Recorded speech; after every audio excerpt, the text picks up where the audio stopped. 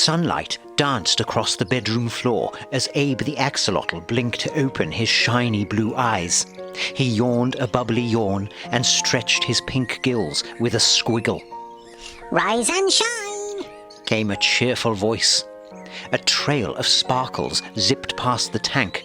It was Infobug, glowing yellow and buzzing with excitement. "I've got a big surprise today," said Infobug. Abe perked up. "Is it breakfast? Wait, no. Is it second breakfast?" "Even better. Infobug grinned. We're going to the fire station." Abe's eyes lit up. Whoa! With fire trucks and firefighters and sirens and hoses. "All of that and more," said Infobug. "Let's go." A few minutes later, Abe was out of his tank, wearing his trusty blue shorts and flying with Infobug in a cloud of magic dust. Together they flew over houses and fields and arrived at the town's fire station.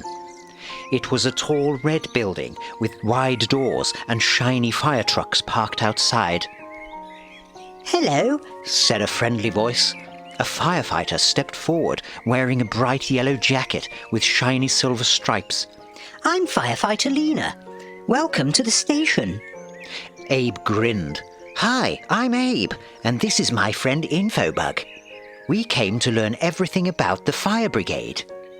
Firefighter Lena laughed. "You've come to the right place." They walked over to a big red fire engine with ladders stacked on top and shiny hoses rolled up on the sides. "This is our main truck," said Lena. "We use it to get to emergencies." "It's huge," Abe said, running his fingers along the metal side. "It carries water, hoses, tools, and even a big ladder that stretches way up high, in case someone's stuck in a tall building," said Infobug. "What's that sound when it zooms by?" asked Abe. "That's the siren," Infobug explained. "It lets cars know to move out of the way." Lena nodded. "And the lights flash red so everyone can see us coming." Next, they entered a room filled with equipment, helmets, boots, axes, and big rolled-up hoses. Firefighter Lena picked up a heavy coat. "This is my turnout gear. It protects me from heat and smoke. It's fire-resistant." Abe tried on a firefighter helmet. "It's heavy," he said. "That's because it's tough," said Lena.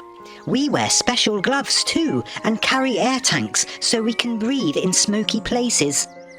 "Like scuba diving," Abe said. "Exactly," said Infobug. "Except instead of swimming, they're crawling through buildings to rescue people and pets." Abe thought firefighters only put out fires, but Lena explained there was so much more. "We respond to car accidents.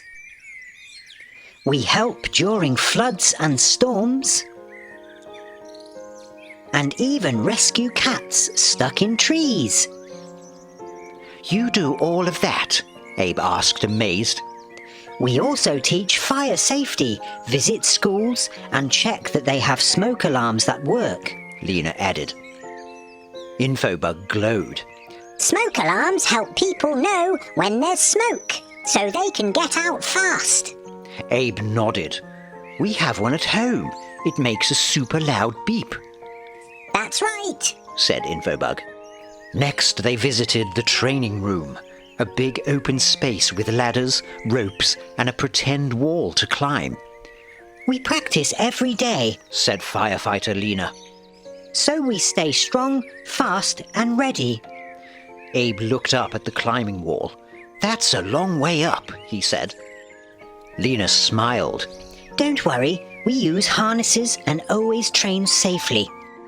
"Firefighters are kind of like superheroes," Abe whispered to Infobug. "They're real-life heroes," Infobug agreed. Suddenly, a loud beep filled the room. "Beep, beep, beep." "What's that?" Abe asked, jumping. "It's our emergency drill," said Lena. We practice responding quickly, just like in a real emergency. The other firefighters went to their lockers, put on their gear in seconds, and climbed into the engines. "That was so fast," Abe said. We always stay ready, said Lena. because emergencies can happen any time. Outside, Abe watched as the firefighters put out a controlled fire so that they could practice for the real thing. This is so that the firefighters can learn how to use the hoses and put the fire out, said Infobug. Before they left, firefighter Lena sat down with Abe and Infobug to share some important tips. She gave the list to Infobug to read out. Okay, Abe, here's your fire safety checklist. Check your smoke alarms once a month. Have a fire escape plan at home and practice it. Never play with matches or lighters. If there's smoke, stay low and crawl under it. If your clothes catch fire, stop, drop and roll. Abe practiced the moves on the floor. Stop, drop, roll. You've got it, said Infobug. As the sun began to set, Abe and Infobug waved goodbye to the firefighters. "Thank you for everything," said Abe. "You do so much more than I ever knew." Come back any time, said Lena. You're honorary firefighters now. Abe beamed. "I'll go home and teach everyone about fire safety." Infobug twirled. Mission complete. Abe and Infobug flew back home with some of Infobug's sparkly magic dust. Later that evening, Abe floated in his tank, his gills swaying gently. "I liked climbing the wall," he said.